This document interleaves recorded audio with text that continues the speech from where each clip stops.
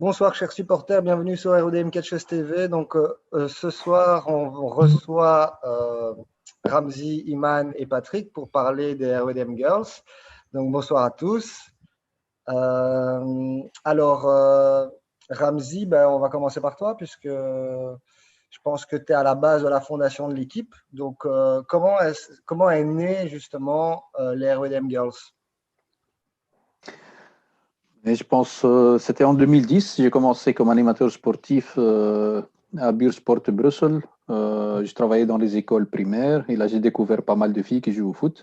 Mais il n'y avait pas un club. Et là, j'ai fait un tournoi et j'ai rassemblé pas mal de filles. Et toutes sont parties faire un test à Anderlecht, aucune qui était acceptée.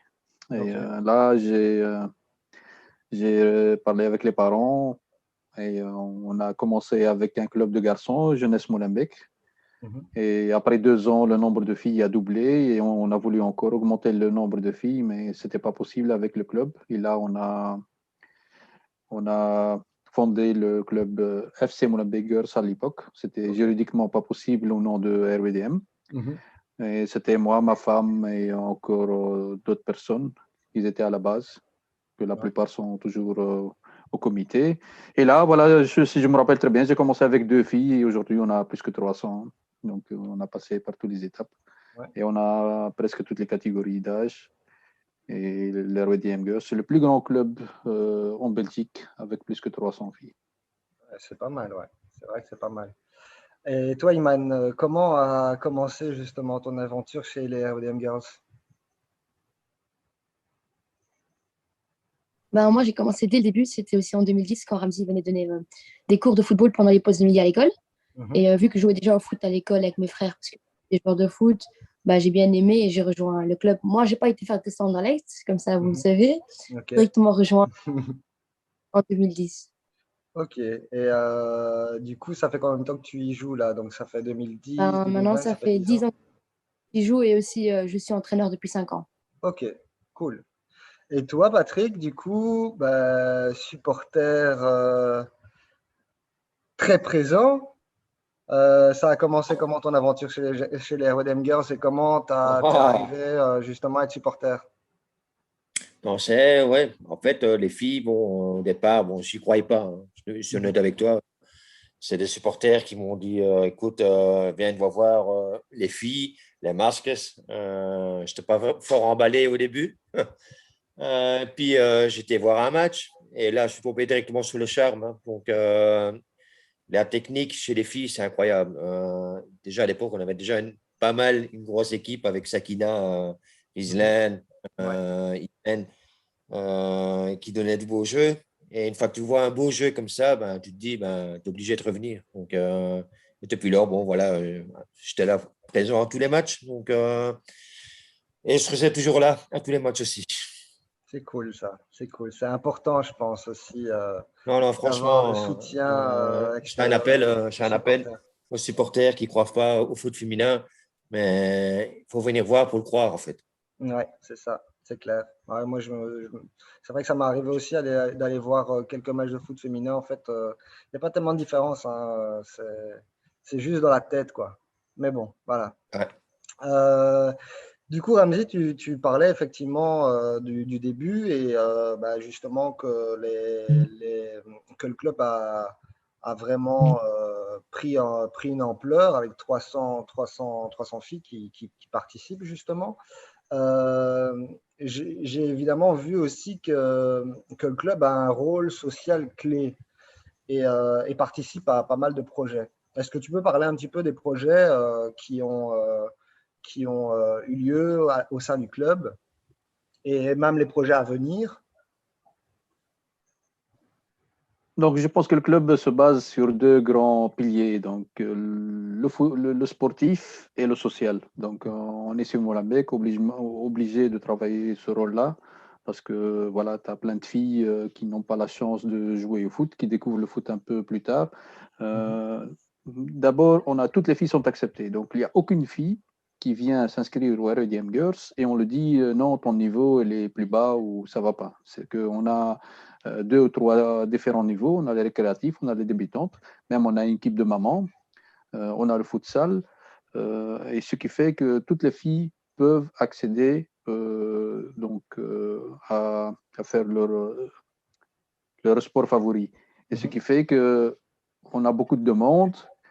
Et ces filles-là aussi, on essaie de les suivre au niveau scolaire. Maintenant, on essaie que toutes les filles n'abandonnent pas, parce que chez les équipes féminines, il y a énormément de filles qui arrêtent pour différentes raisons. Et à chaque fille, maintenant comme Imen, on dit, voilà, est-ce que tu veux devenir entraîneur? Est-ce que tu veux devenir arbitre? Est-ce que tu veux devenir donc membre de comité des fêtes? Et comme ça, elle reste, même si elle a la difficulté de continuer à jouer au foot, elle reste dans la vie familiale du club. Et ça, c'est très important. Et voilà, donc maintenant, on a aussi une nouvelle présidente. On a plein de projets qui se suivent. On a énormément de diversité dans notre club. Et parmi les derniers projets, j'espère qu'on va avoir les subsides pour. On va s'occuper au niveau des écoles de devoir un peu plus. On va faire des cours de langue parce que c'est très important sur Bruxelles d'être bilingue, de parler aussi l'anglais. Et ça, c'est les derniers projets qu'on est en train de mettre en place. C'est super ça. C'est vrai que au niveau de l'école de devoir, l'école de devoir, l'aide scolaire, etc., c'est quand même quelque chose d'important à partir du moment où on a des jeunes joueurs, des jeunes joueuses, et de pouvoir aussi les accompagner, parce que c'est pas toujours facile de combiner sport et études, donc c'est quand même quelque chose d'important, quoi. Donc c'est cool. Iman, toi, il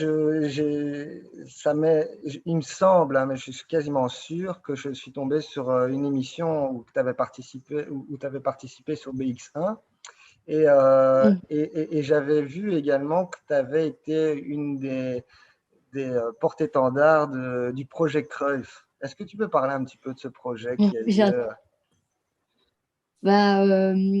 Donc, je dois parler du projet Cruyff, c'est ça? Oui. Oui.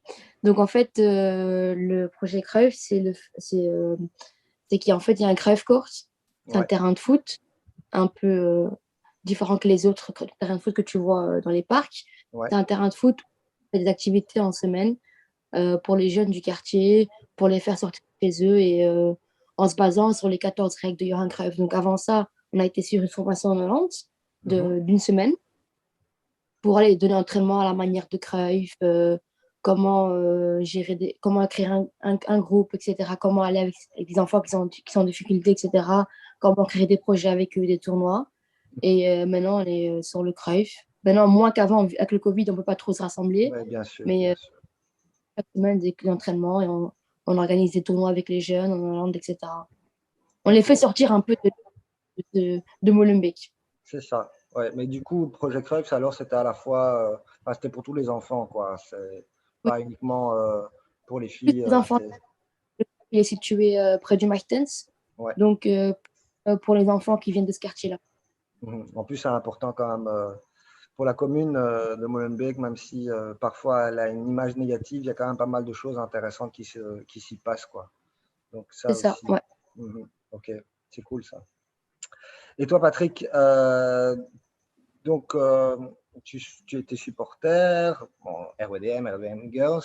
Ça t'arrive aussi je sais pas moi, participer faire des actions pour le club, essayer de faire gagner en visibilité justement l'équipe? Oui, on essaie pour au mieux de faire justement attirer d'autres supporters au stade. Faut être honnête, la deuxième année qu'on a repris, on avait quelques supporters à chaque match. Bon, maintenant, c'est un petit peu perdu. Bon, on a créé quelque part le site aussi pour les supporters RWDM Girls pour donner un petit peu la visibilité sur les filles. Bon, maintenant, je fais un appel, hein, donc d'essayer de retrouver un maximum de supporters pour venir encourager les filles. Parce que du spectacle, il y en a. C'est comme chez les mecs, mais ok, moins important. Mais le foot, la technique, tout ça, c'est un ensemble et ils les ont. Donc, j'espère que dès que la saison reprend, qu'on récupère un petit peu les supporters et pour revenir encourager un maximum les filles. Bah oui, en plus, c'est vrai que donner de la visibilité, c'est aussi donner de la crédibilité à ce projet. C'est quand même, allez, je veux dire, quand on voit un peu dans la commune de Molenbeek le côté multiculturel, etc., c'est vrai que le fait de soutenir, ça permettrait évidemment d'améliorer encore, que ce soit au niveau Ça va arriver parce que je veux dire, le football féminin, ça monte en flèche. Hein. Ouais. On le voit avec Red Flames, on voit avec tout. Maintenant, voilà, pour beaucoup de gens dans la tête, le masque, c'est quoi c'est flat. Mais C'est pas voilà. vrai, non, c'est pas vrai. Bon, j'ai fait une mauvaise opinion et la preuve, depuis lors, ben, j'ai pas arrêté de venir voir les filles parce qu'il y a du spectacle. Franchement, techniquement, et alors chez les jeunes, ils mènent pour en parler. C'est le futur. On a des petits diamants qui sont en train de grandir. Je crois que pour le futur, ben, on sera bon. J'espère. Parce qu'il fait des très bon boulot, il faut le dire. Si bien Ramsey et tout le staff. Pour gérer quand même 300 filles dans un club, c'est pas mal d'investissement et surtout auprès des jeunes. Ça, c'est génial. C'est sûr, ouais. Ramsey, et du coup, par rapport justement à ces 300 filles, au niveau infrastructure, est-ce que vous êtes encore en demande ou est-ce que vous avez encore besoin? Est-ce que vous faites de temps en temps des collectes, etc., pour justement avoir plus de matériel? Comment est-ce que vous vous y prenez? Donc, au niveau matériel, je pense qu'on a assez de matériel par rapport à un club féminin. Donc, on investit énormément au niveau des coachs et du matériel. Ça, c'est notre capital. Ça, c'est pour bien travailler les équipes de jeunes. Ça, c'est très important. Ce qui reste, c'est qu'on a un très, très grand problème au niveau de l'infrastructure. Parce que c'est pas normal qu'une équipe qui s'appelle RDM Girls, l'équipe Dame 1, s'entraîne le mardi au Sipelberg, le mercredi dans une salle, le jeudi au Verbiste, on joue le match au Martens. Tu dois te déplacer 4 fois. C'est vraiment très compliqué. Et voilà, donc aussi, ni pour le staff, ni pour les filles, c'est pas facile. Hein. J'espère maintenant, on va bientôt rencontrer Madame la bourgmestre et on essaie de trouver une solution pour le futur. Parce qu'on a, je pense, 6 différents sites. Maintenant, les plus petites aussi, elles doivent s'entraîner dans les salles. Et il faut courir du matériel à gauche, à droite. Et avec le staff, c'est très difficile. Ça, c'est notre point à travailler. Je sais très bien qu'il n'y a pas assez d'infrastructures sur la commune de Molenbeek. Mais voilà, donc j'espère qu'au niveau sportif, que les autorités vont faire un choix pour aider ce club féminin et donner la possibilité de rassembler le maximum d'entraînements sur un même site, ce qui facilite la communication avec les parents et le suivi des entraînements. Hein. Parce que quand tu as 3 entraînements qui se déroulent en même temps sur 3 différents lieux, c'est pas facile. On a un coordinateur qui travaille mi-temps pour le club. Et c'est pas facile, hein. Il ne sait pas se trouver dans 3 différents endroits pour bien suivre notre façon de travailler, et les coachs et le matériel et ainsi de suite. Ce qu'on est bien gâté côté VGC, donc là de la communauté flamande, on reçoit pas mal de subsides. Et là, je pense qu'au niveau matériel, on a énormément de matériel par rapport à d'autres clubs. Ça, déjà, au niveau matériel, c'est déjà pas mal, mais c'est vrai qu'au niveau infrastructure, c'est quelque chose, surtout à Bruxelles en règle générale, où c'est toujours assez compliqué, quoi. Je trouve quand même, après 8 ans d'existence, qu'on mérite au moins d'avoir 2 jours complets sur un même site, au moins. Ouais. Pas être chaque fois, oui, il n'y a pas de terrain, on vous envoie à gauche, puis à droite, puis ainsi de suite. Hein. Nous, on essaie de donner donc, les meilleures conditions pour les filles. Et ce n'était pas facile, surtout ces dernières années. C'est sûr, ouais. Iman, toi qui es à la fois joueuse et coach, Je sais qu'on va certainement être écouté par des parents qui ont probablement des filles. Et je sais que tu es aussi une militante pour justement donner plus de visibilité au football féminin. Qu'est-ce que tu pourrais dire justement aux supporters et aux parents pour justement les motiver à faire le pas et surtout ne pas penser que le foot, c'est uniquement pour les garçons? Ben, moi, comme je dis à tout le monde, c'est de venir essayer, en fait, de faire le pas, de venir toquer au club. Le club, il est ouvert à tout le monde, de venir essayer. On organise pas mal de séances, des stages pour les filles, pour des débutantes ou des filles confirmées. Il y a maintenant le projet Footballista qu'on fait tous les mercredis pour les petites filles qui n'ont jamais joué au football, qui sont pas en club, qui veulent venir découvrir le football. Il y a pas mal de projets, que ce soit chez nous ou sur Bruxelles en général. Donc, je dis aux parents allez, de ne pas hésiter. C'est pas un sport de garçons, mais vraiment un sport mixte. Il n'y a pas de féminin, masculin. Et pour moi, les deux mots, là, on doit les enlever. C'est du football, ça reste du football.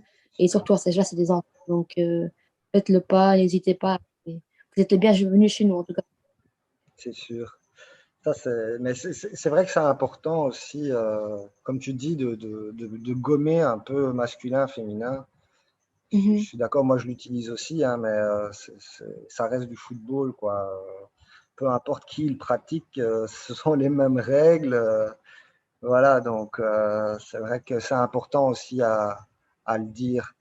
Et en tant que coach aussi, donc évidemment, tu participes à la formation des jeunes. Et aussi, au niveau des parents, quelle est ta relation par rapport aux jeunes, les parents, etc. Est-ce que ça se passe bien? Est-ce que l'ambiance est facile? Parce que je ne sais pas, je ne vais pas préjuger de ton âge, mais tu es quand même jeune. Du coup, J'ai 20 ans. voilà, tu as J'ai 20 jamais- ans. Donc, comment ça se passe avec les parents, justement? Franchement, enfin, j'ai un très, très bon lien avec les parents, avec tous les parents et tous les enfants. Ils me connaissent tous parce que je suis une des premières filles coach féminine à commencer au club. Ouais, Donc, tout le monde me tous avec des parents. Je suis très proche des parents parce qu'en fait, en tant que coach, c'est pas juste venir donner l'entraînement et rentrer chez toi, c'est aussi connaître tes joueuses, connaître leur situation, tu vois, parce que c'est pas toutes les filles, elles ont la même situation. Et comme ça, tout à tu sais fait. comment les, comment te comporter avec eux. C'est pas juste venir donner l'entraînement et partir chez toi et ça est fini. Non, tu as une équipe, tu travailles avec eux toute l'année.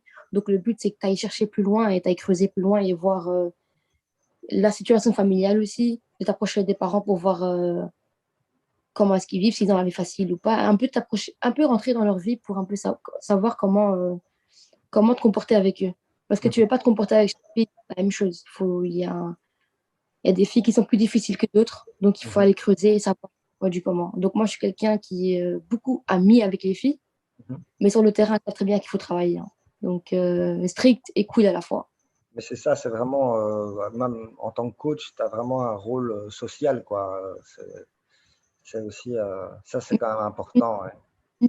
Et des fois, les filles, elles ont honte de dire quelque chose à leurs parents, donc c'est chez moi qu'elles viennent en Mhm. parler, par exemple. Donc, je suis un peu leur grande sœur. Ok. Et tu as combien de joueurs sous tes ordres de cours en tant En que ce moment, coach? j'ai 11-12 joueuses. Ok, c'est déjà pas mal, C'est hein? c'est plus enfin, c'est un noyau parfait, quoi. C'est déjà pas mal, ouais. Et Ouais. Ramzi, je voulais aussi te demander par rapport au staff, comment est-ce que vous recrutez votre staff? Et est-ce que vous êtes en besoin de staff ou est-ce qu'au niveau du staff, ça se passe, votre staff est complet? Le staff n'est jamais complet, hein, donc on a toujours des entraîneurs qui peuvent partir à la dernière minute. On cherche toujours à renforcer notre staff, mais c'est que maintenant, les 2, 3 dernières années, on commence à avoir des entraîneurs qui sont en train de faire des formations, qui sont en train de grandir. Et là, c'est notre capital, parce que c'est les filles et les entraîneurs qui grandissent dans le club. Et voilà, donc ils vont avoir la même vision, la même façon de travailler, ils vont suivre l'école des entraîneurs, vont avoir les mêmes modes de coaching et on essaie de les diriger pour avoir une bonne formation.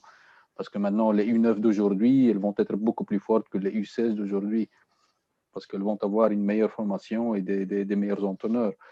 Oui, on cherche des entraîneurs, mais d'abord maintenant, on va se focaliser sur tous les coachs chez nous. Et on a fait une formation d'aspirants et quand même, sur les 12, il y avait 8 joueuses du club qui sont entre 16 et 20 ans qui ont suivi.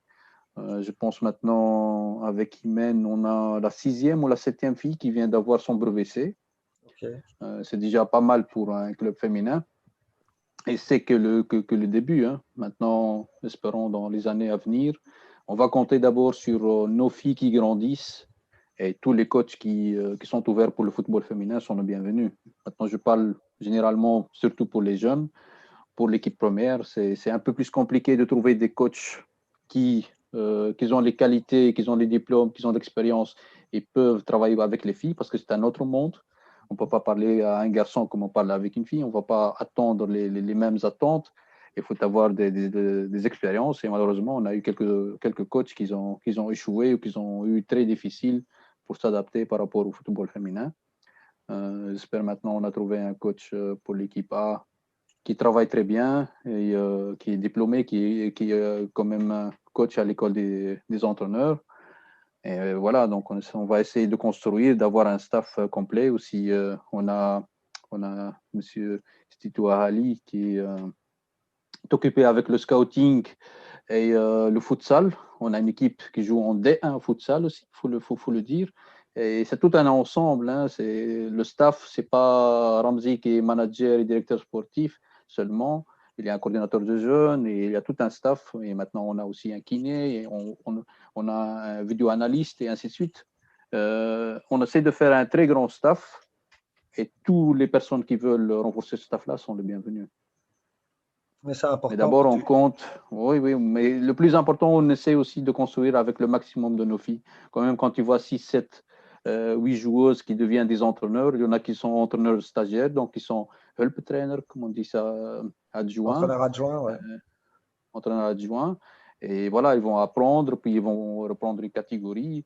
Et comme ça, on avance. Hein. Et j'espère d'ici 4-5 ans qu'on arrivera à avoir 50% au moins des entraîneurs filles, parce qu'aussi, ils ont une autre approche et ils sont très importantes dans le travail. C'est vrai que, comme tu dis, c'est important aussi, je pense. Ça permet d'impliquer les personnes qui sont, même les joueuses qui sont à l'intérieur du club pour justement, elles, faire le travail par la suite. C'est quelque chose d'important. En plus, elles grandissent avec l'ADN des clubs, c'est beaucoup plus facile. Tout à fait, oui. Ça, c'est très important. Tout à fait. Et puis aussi, c'est important que tu parles du restant, du staff, comme tu dis, coordinateur, etc. C'est aussi ça. Allez, je veux dire, le club ne pourra pas se développer si la structure ne se développe pas. Donc, c'est quand même quelque chose d'important. Ouais. Je pense qu'on pour terminer, on peut parler des objectifs que vous avez pour le RBM Girls sur l'année qui vient, parce que bon, c'est vrai que cette année-ci, elle était un petit peu compliquée, j'imagine, pour tout le monde. Donc, on va commencer toi, par Patrick. Quel est ton objectif, toi, avec l'équipe? Évidemment, la visibilité, c'est important, mais… Monter plus haut. Monter une division supérieure. On a les qualités pour y arriver. On a le staff pour y arriver. Le public, ça va venir. Je reste persuadé. Et alors, essayer d'avoir la buvette. Un Ramzi. La buvette, c'est important parce que, voilà, malheureusement, je veux dire, c'est un manque. Hein. Donc, pas de buvette. Ouais. En été, ça va encore s'organiser, mais en hiver, c'est une catastrophe. Ouais, c'est clair, c'est important. Ça vient. Ça va venir. Et toi, Iman? Pour le reste, je reste confiant. Honnêtement, je reste confiant. On a plein d'éléments qui peuvent faire en sorte de faire monter au plus haut cette équipe. Ouais, c'est important. Ouais. C'est important. Moi, ce club en national, parce qu'il est en national et comme ça, même, ça motiverait aux plus jeunes de rester au club et de ne pas partir autre part. Donc, tout à fait. Et pourquoi pas avoir 500 filles, hein, Ramzi, bientôt. Ce serait bien, ouais. J'aurais pris de cheveux. Et d'un point de vue personnel, Iman, vu que tu avais dit que tu n'avais pas passé un test Anderlecht, Est-ce que tu... Est-ce que Mais tu... moi, quand je joue pour m'amuser, quoi. Donc, allez, si je peux monter avec le club, si je peux monter en National 2 en D1 avec le club, c'est bien pour moi, mais si on ne monte pas, malheureusement. Mais ça va venir. Ça sent un peu bon en ce moment. Donc, si je pourrais monter avec et rester dans le noyau A, ça serait parfait. Ce serait cool, ouais. Ce serait Si bien. pas, ben, coach, et j'entraînerai l'équipe première dans quelques années, Ramzi. Mais tu fais partie des meubles. C'est bien, Tu fais tu fais partie bien du ta meuble. pub, Iman. Tu fais bien ta pub. Et toi, Ramzi, du coup, quel est ton objectif à court terme pour l'équipe, pour le club? Je commence avec les jeunes parce que c'est les équipes de jeunes. Chez les filles, à partir de 14 ans, tu joues avec l'équipe première. À partir de 15 ans, tu peux jouer en national. Ça, c'est très important. Donc, on a eu cette année une équipe U20 qui joue au niveau national. Qui joue, nous, on joue côté Anvers et le Brabant flamand. Ouais. Toutes les catégories filles jouaient contre les garçons. Maintenant, les filles, elles ont un an en plus que les garçons, sauf l'équipe de Imen qui ont le même âge. On va essayer que le niveau monte, qu'on peut jouer contre le Et même âge. Comment? pour préciser, on gagne nos matchs. Hein. Ah oui. Donc, arriver à avoir une très bonne formation, qu'on arrive à avoir toutes les catégories avec un bon noyau, ça, c'est très important et on est occupé, on va passer à 3 entraînements par semaine et on va faire du bon travail et on va renforcer notre staff. Et concernant les équipes de dames, elle est temps, donc je pense après 8 ans, le club possède maintenant des qualités pour jouer en national. J'espère que ça va se faire au plus vite, j'espère à partir de la saison prochaine. Donc on a une grande chance de le faire. Et dans quelques années, c'est passé en D1 et voilà, maintenant on rêve d'avoir un travail stable et assez de sponsors pour passer en Super League. On ne va pas faire comme Charleroi, passer directement en Super League et se faire massacrer tous les matchs. On va passer les étapes sans les brûler et le club mérite d'être en national avec non RWDM. Je pense qu'on a passé déjà 8 ans de formation. Le club il est temps qu'il monte et voilà, on va avoir des supporters et on va avoir les meilleures conditions. Ça, c'est très important. Ça, c'est le rêve pas seulement de moi, je pense, c'est de tous les membres. Hein. Ah oui, c'est vrai que bon, l'existence et ensuite monter les échelons petit à petit, c'est ce qui permet aussi d'avoir une base solide et les reins solides pour la suite. Donc, je pense qu'une gestion comme ça, c'est faut pas brûler les étapes, comme tu dis, Hamzi, et aller petit à petit. Et au final, l'objectif, je pense qu'il sera atteint à un moment ou à un autre, quoi. Donc, est-ce que vous voulez dire un petit mot encore aux supporters? Je vais peut-être laisser le dernier mot à la plus jeune. Un petit mot aux supporters pour toi qui es à la fois joueuse, coach, etc. Je pense que ça peut être intéressant de leur donner un petit mot pour les motiver dès on pourra rejoindre les tribunes d'un stade. Suivez les mêmes pas que Patrick Janssens. Il était pas pour le football féminin au début, mais il a vite changé d'avis après avoir vu un match. Et je pense que c'était pas le seul supporter qui a vite changé d'avis. Donc, n'hésitez pas, dès qu'on reprend le match, à venir voir un match des jeunes ou des dames et vous ne regretterez vraiment pas. Hâte de Merci, vous voir. Oui, vous êtes les meilleurs supporters. merci, man. Merci. En tout cas, merci à tous les trois. Je pense que c'était aussi important de montrer qu'effectivement, à côté du club, on a aussi le club, en fait, les Redem Girls, ça fait partie évidemment du club aussi. Hein, et il faut aussi donner de la visibilité et de montrer qu'il y a des gens qui sont compétents et qui travaillent justement pour ça. Et aussi, je pense que le rôle social que vous avez est super important. Donc, merci à tous en tout cas. Je pense qu'avec avec Steph aussi, évidemment, si vous avez des infos à donner par rapport à l'équipe, ça pourrait être aussi intéressant. Je pense qu'on partagera le lien de votre page Facebook, comme ça permettra aussi aux supporters de suivre un petit peu. Et, surtout partager tout, donc nos événements, nos stages, tout ce que les médias. Et nous, on fera tout pour honorer le logo d'RWDM. Ça, c'est sûr. C'est magnifique, ça. C'est un très bon mot pour la fin, ça. Merci beaucoup, en tout cas, à tous les trois. Et à bientôt. Hein. J'espère que déjà, on pourra rejoindre un petit peu les stades, les terrains, etc. Et qu'on aura l'occasion de se voir tout prochainement. Voilà. Merci à toi, Damien. Merci. Okay. Bonne soirée à vous. Merci à toi, Damien. Ciao. Bonne soirée. Merci à toi. Ciao. Au revoir.